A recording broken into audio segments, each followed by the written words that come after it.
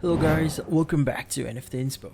For today's video, we are going to show you how to reset Ion speaker Bluetooth. So if you're interested, let's start the tutorial. So in this case, to refresh the Bluetooth connection on your speaker, simply press either the Bluetooth button or the Bluetooth disconnect button. This action will clear any existing connections and you'll hear a sound or notice the disappearance of the paired indicator on the display, indicating that the device has been disconnected. This initiates the pairing process and allowing you to attempt reconnecting to your phone or tablet.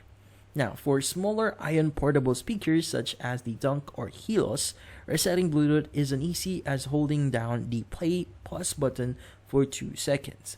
Upon disconnection from the device, the speaker emits a sound. The pairing process then restarts, automatically prompting you to check your phone or tablet for the reappeared devices. And that's about it.